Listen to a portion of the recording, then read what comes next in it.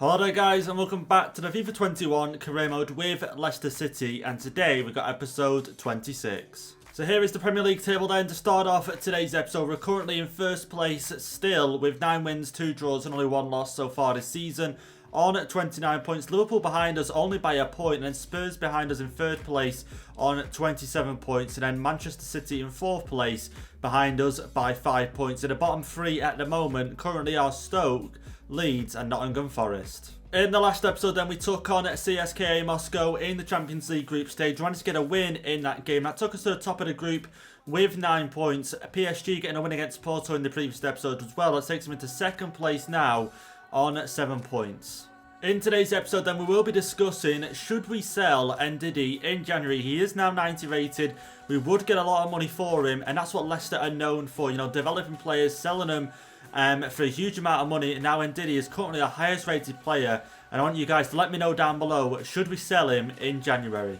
Coming up in today's episode, then we have 3 games in the Premier League, looking to stay in that top spot if possible. We've also got a game coming up in the Champions League group stage against Porto, and last time we faced them, the very first time we played Porto, they beat us 1-0, and it's just a tough game. We didn't get many chances. Hopefully this time we can turn things around and get another win, and I think another win in this group stage would pretty much secure our way out into the knockout stages. So anyway guys, let me know down below if you do enjoy today's video. Hit the like button, and if we can hit above 100 likes, that'd be amazing. And also, if you are new, you want to see more of these Leicester City career modes, hit the red subscribe button down below, and also a little bell to be notified of when these videos go live onto YouTube. So let's get into some of your guys' comments then from the previous episode. And don't forget guys, get your comments down below to be involved with a chance of getting your comment in the next episode of the career mode. Let's get into the first one then, which is from Antesh, saying, Renzy bro, I think in some games play 2-man up top to get Jovic more game time, put Edward on the bench during those games. So as you can see at the moment, I've just got a basic 4-4-2 lined up, and this is how it would sort of look, and I don't mind the idea of it. And maybe I can edit the game plans and put this as defensive, possibly. You know, maybe, you know, we're trying to defend the lead. I feel like 4-4-2 would be decent in that situation. And this is how it would look. Obviously, we'd change the bench and put Edward on the bench at some point. That would hopefully help get him some game time as well, because this season he hasn't had too many games, I've got to be honest. And plus, like I said, give Jovic some more game time as well. So it is something to think about. And maybe I won't use it as the primary formation for the team, but I could always edit a game plan. And when I go back to defensive or go back to ultra defensive, I could put the 4-4-2 out and go with 2 up top.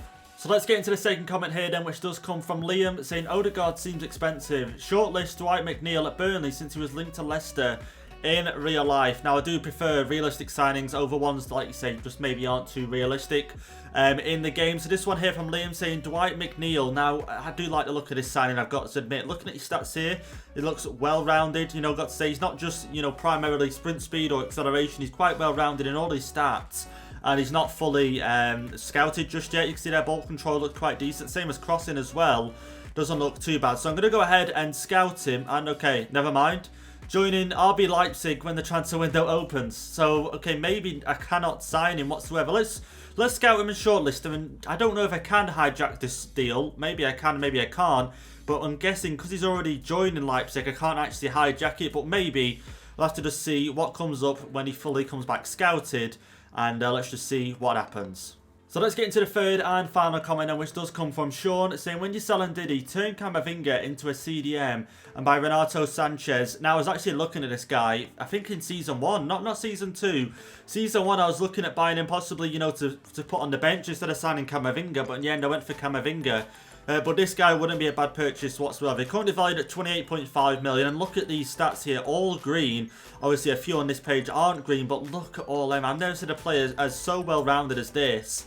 And he doesn't look too bad, does he? So if we do end up selling Ndidi, who we will talk about next if we are going to sell this, that, and the other, this guy wouldn't be too bad of a purchase. So here we go then, Wilfred Ndidi. Should we sell him? Should we not? Now, I've only noticed these comments over the last 2 episodes. And now we did have an offer coming for him in the summer from Manchester City. I think they offered over 100 million for him. And the scout recommended at most, I think he said, I can get 156.4 million for Wilfred Ndidi, which is a lot of money. I do not expect us to spend all that. And one thing I wish in career mode, it'd probably push you to sell your better players if you could use that money for better training facilities, and with that you obviously get better stats from training. or just better things in general. Do you know what I mean? Whereas right now, if I sell Ndidi and get 150 million and only spend 20 of it, let's say on a replacement, where's that other 130 million going? It's going nowhere. It's just going to waste. And that's why I wish career mode just a little bit more in depth in that situation where you could spend the money, or let's just say something happened like a pandemic in game. Whereas I remember in Football Manager, something came along. I think it was the Brexit, wasn't it? And in Football Manager, there was different outcomes that could happen where you could have so many English players, you could have so many foreign players, or you couldn't play in this World Cup, or so on and so forth. And now I wish something like that was in career mode. For example, where the board comes to you and goes, we're in a little bit of debt here, we need to recoup at least 150 million this season, otherwise, you know, bad things are going to happen, the club's going to go out of business, so on and so forth. And that'll push you to sell Ndidi to keep the club alive. And let's just say you didn't sell Ndidi, you didn't bring the money in, the career mode would end. Let's just say, just randomness like that would keep career mode alive and fresh, and not just the same old, same old. Little bit of a rant, but anyway, back to Ndidi. Should we sell him, should we not? Now, I feel like if we did sell him, we've definitely got some decent replacements in the club. Chowdhury, you know, natural CDM, 76 overall, could do a decent job. De Silva, now I believe he's not a natural CDM, but we could train him there. And also we've got Camavinga as well, who is age 18 and 85 rated already. And he already wants a new contract. But Ndidi, he has been playing so good for the club. Unfortunately, his stats, you can't really see defensive stats. Apart from clean sheets, you could go with as quite important for him, staying in front of the back line. 13 clean sheets this season, 1 goal and 2 assists, 24 appearances. But let me know down below, guys, should we sell Ndidi and get a replacement for him, or should we keep him till the end of the season? Here is then how we're going to line up for the first game in today's episode. Taking on Everton, we're going to be at home at the King Power Stadium. This is our 11. We've got Harvey Barnes, Vardy and Sengi Zunda starting. Just Mahrez is in a bad patch of form at the moment. Not last episode before, episode 24. He scored 5 goals in that episode. Then last episode, I don't know, he just doesn't seem to be performing very well in the previous episode. So today, we're going to start with Sengi Zunda, see how he performs on that right-hand side. And apart from the front three, pretty much the rest of the team is as usual. Everton's lineup doesn't look too bad, I've got to say. Rodriguez still at the club, Calvert-Lewin up front, Decore, Allen and Davies in midfield. So let's get into this game. Hopefully we can start off with a good 3 points. Sengi Zunda with the throw-in. Here we go, Harvey Barnes. Tielemans looks visual. Everton's lineup doesn't look too bad, I've got to say. Rodriguez still at the club. Jamie Vardy is the scorer on 11 goals so far this season, and I think we're going to break into December at the end of today's episode. So we're still in November at the moment. He's on 11 goals so far, and he's got 4 games to go in today's episode to get that up. And look at that, fires us ahead. And how many minutes in? And 14 minutes in, sorry. And yeah, 11 goals so far. Harvey Barnes, here we go, Vardy. Barnes still making the run, get that down to him. Vardy carries on his run. Back to Vardy, looking for Barnes once again. And here we go, the link-up play, the shot. And and a new defender there if Everton does block it. We are going to get... Okay, I thought we was going to get the corner. No way. I actually thought the defender got a touch on that. Surely that wasn't Harvey Barnes' shot. Okay, Vardy, great position. Look at Harvey Barnes. Militao's up here with us. Don't know why, but okay, go on, Militao. Go on. Oh, he's going to lose it there to Godfrey in the end. But why Militao is that far up the pitch, I'll never know. Sengi's under now. Get that into Vardy. Harvey Barnes is looking quite free. The pass is to him. Okay, Harvey Barnes, keep it. Go on, shoot. And, okay, wow. Jordan Pickford wasn't beaten. But Militao, does he have high attacking work rate? Why is he so high up the pitch? I'll never know. And decent shot from Harvey Barnes, but I feel like Pickford was always going to get that. Sengi's under, whips it in. Vardy isn't going to get the header. Do we get that header? And we're not going to, but yeah, Militao, don't know why he's so far up the pitch.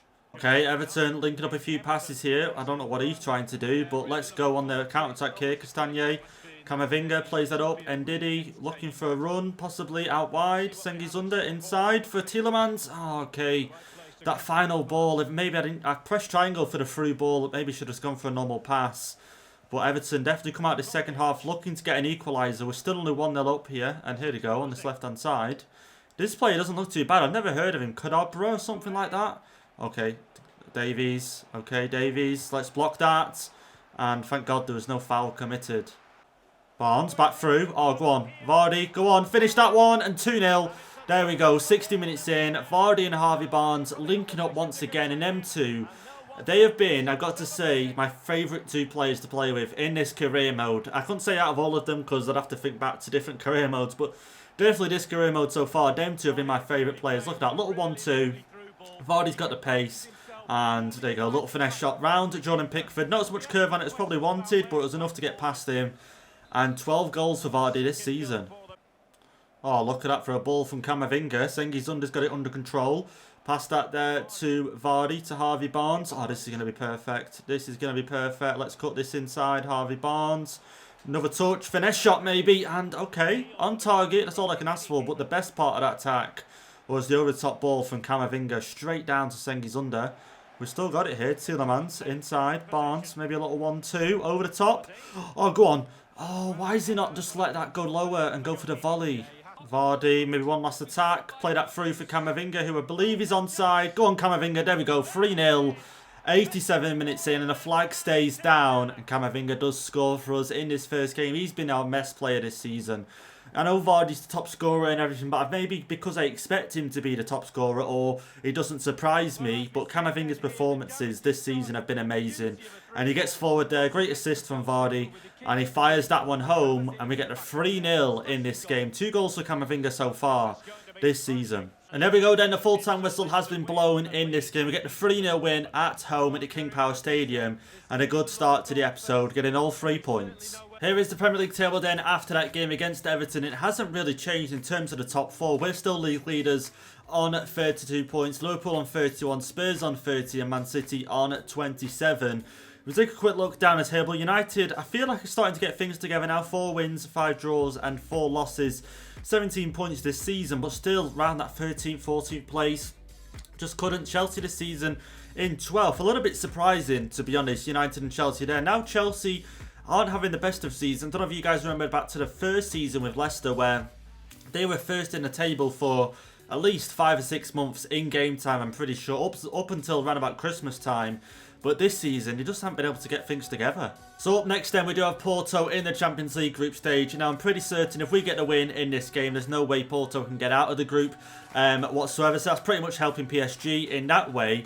But if we was to lose this game, Porto go level on points with us on 9. And then PSG are currently playing at CSKA Moscow in the next game. So it would complicate things a little bit. So if we can just go out there and get the win, we put our minds at ease and secure our way into the knockout stages. So here's how we line up then for our second game of the episode away from home. Like I said last time, us two met in this group stage for the very first game of the group stage. We ended up losing 1-0 at home to Porto. So this time we are going to be away from home, looking to get revenge on Porto. And you can see our starting 11 is the same as last game. Why change a win inside? Harvey Barnes now got up to an 86 rated after that last game. He did perform really well, I got to say. And I'm still questions over Militao on why he was finding himself so far up the pitch. But either way, it didn't cause us any problems against Everton. But let's get into this game against Porto and get 3 points and secure a knockout place. Okay, great ball from Porto, and Schmeichel not having to make the toughest of saves, but starts to make a save. Porto now going to get themselves a corner 14 minutes in. And like I say, it wasn't a tough save to make, not too much power on it. But like I say, still had to make it. Let's now defend this corner. Not got too many tall players in this box here. Come on. Oh, that was great there. I think it was Camavinga with the header. Harvey Barnes now going to make the run. That's it. That's great. Okay, here we go. Back to Harvey Barnes. Perfect. Looking for Vardy. Looking at Vardy. And okay, let's just get the cross in. And there we go. Okay, I think that's towards Ndidi as well. But unfortunately couldn't connect the volley. Porto looking great in the build-up here. Looking to cause damage early on. And I don't know what it is. We played PSG after that game against Porto. 1-3-1, wasn't it? Yet Porto just seemed to be a team we just struggled against. I don't know what it is. We don't struggle too much defending, but in terms of attacking, it's really difficult. And I say in terms of attacking, and we just lose the ball straight away. Porto now on the ball. Just get this ball back and just try and get on a counter. That counter wasn't too bad. Okay, this is looking pretty decent. Oh, Militao, great block there. Ndidi and Sengi's under is free. Send him. Go on, knock that one forward. Sengi's under again. That is great. Just keep going. The low cross inside to Vardy. And, oh, yes, there we go. Harvey Barnes puts it in. 29 minutes in and we take the lead. And I really thought with Vardy missing that effort that was a wasted opportunity. But Harvey Barnes was there. He didn't really need to put anything into it. He just kicked it as he was. Side-footed it into the net. And there we go. 1-0 up. Here we go.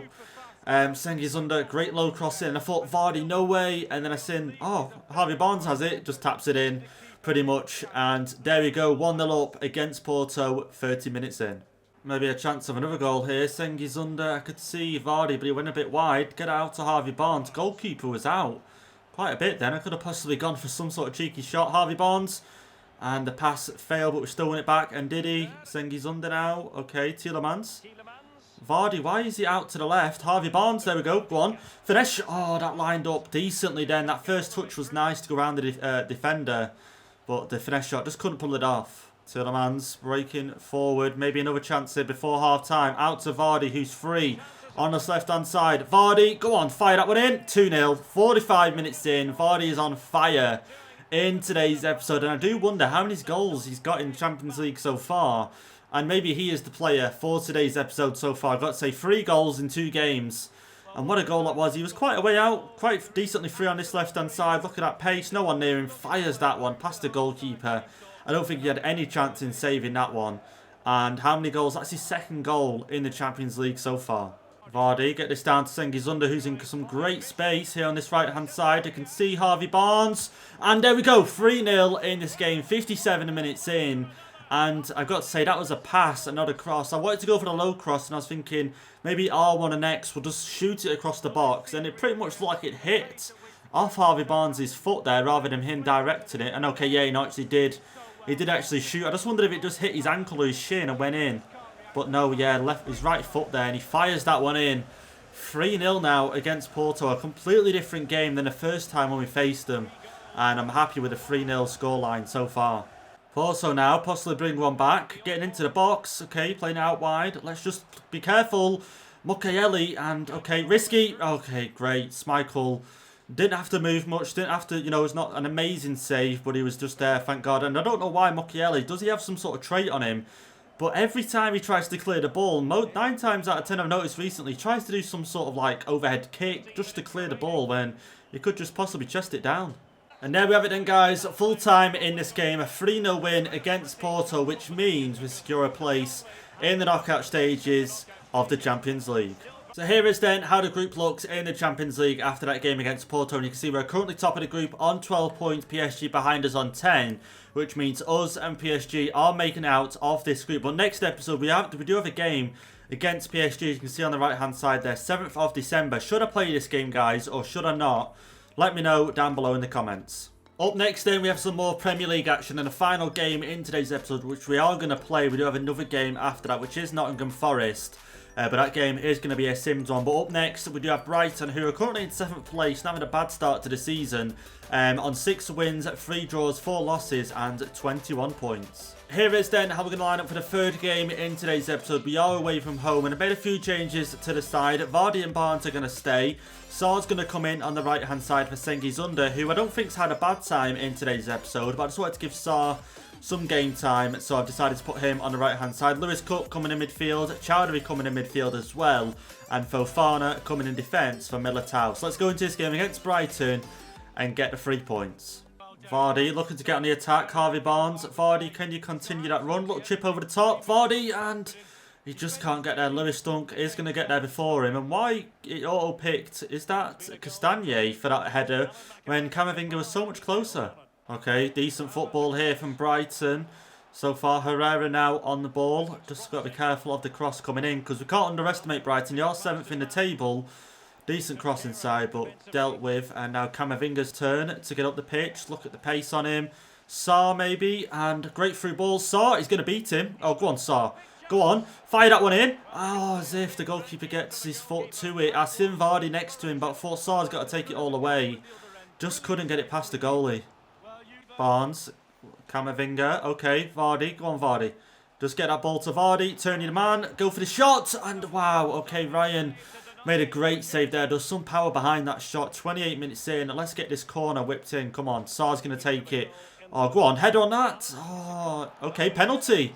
We are going to get a penalty in this game. And I can't remember last time I took a penalty on this FIFA. I think it was a penalty shootout in Season 1. So it's been a long time. And, oh, that is great. I'm so glad we got a chance to go 1-0 up here. Let's take a look at this incident. Okay. And hard to sort of see what went on there, but the captain conceding a penalty, he's not going to look great.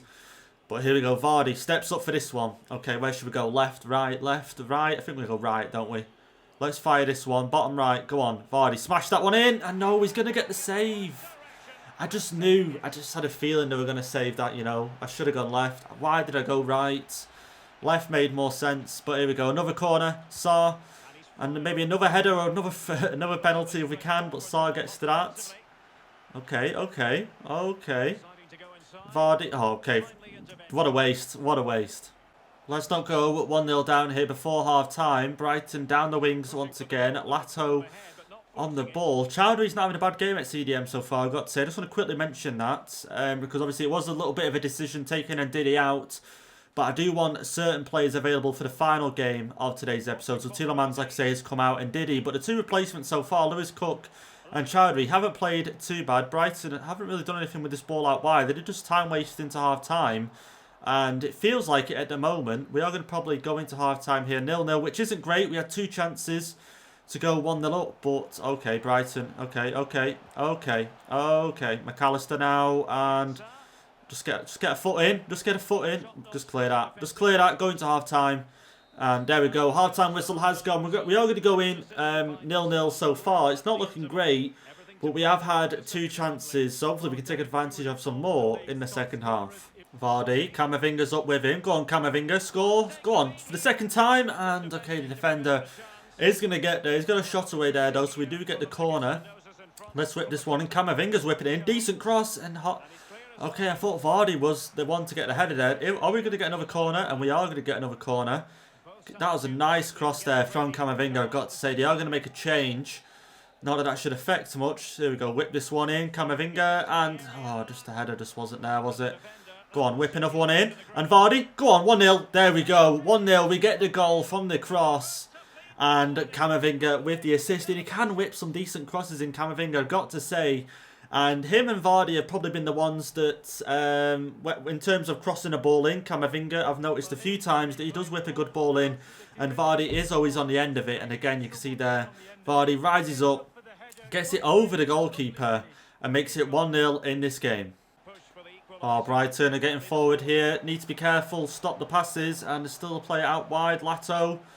And, okay, Brighton. We're only 1-0 up in this game. We can't allow for this to be levelled. Lewis Cook now.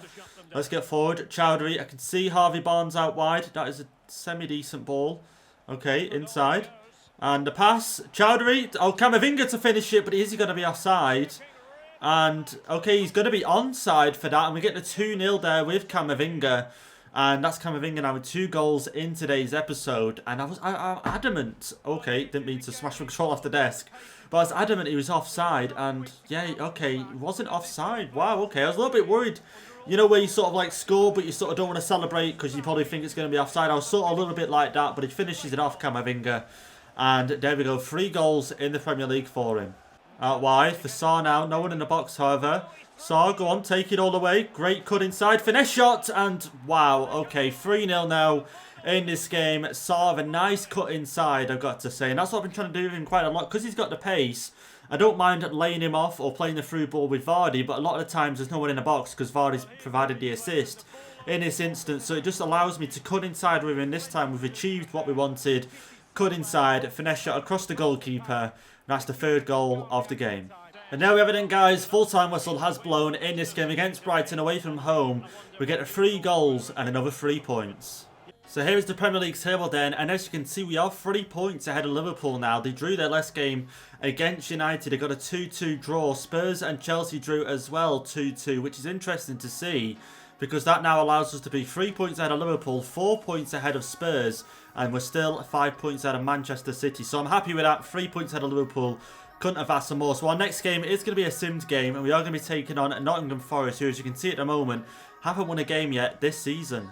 So here we are then. Here's how we line up for the final game in today's episode. We're at home taking on Nottingham Forest. Now, I did want to possibly play this game, just because obviously we played Brighton before. We haven't played Nottingham Forest before. But because we're at home, I had to choose this game to sim. You can see our starting 11. We've got Harvey Barnes on the left, Vardy up front, Sengizunder is back in on that right hand side. Saar did do decently well, got himself a goal last game, but Sengizunder Let's just put him in for this game. You know, he hasn't done anything wrong, and I want to get him back in the side. Camavinga, Tielemans, Ndidi in midfield, and Militao is back in as well. So let's quick sim this. Should be getting the win in this game. No excuse not to.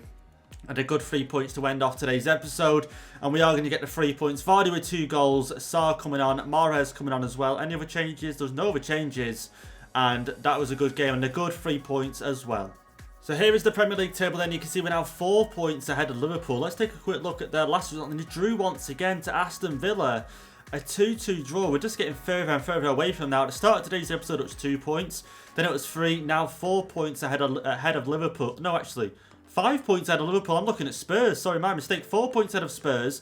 5 points ahead of Liverpool. And we're now 7 points ahead of Manchester City. Okay, what was their last result? Man City. I think they drew in their last game. And, okay, I cannot see it. December, let's go down. Sorry, let's just go down end of November. I think they drew their last game 0-0, if I'm right. And go down here. And they drew to Fulham 0-0. So, okay, we're starting to push out away from a certain teams now. We're getting quite up this table now. It's only Spurs in question, and Liverpool, you could sort of say. Man City 7 points behind us, quite far.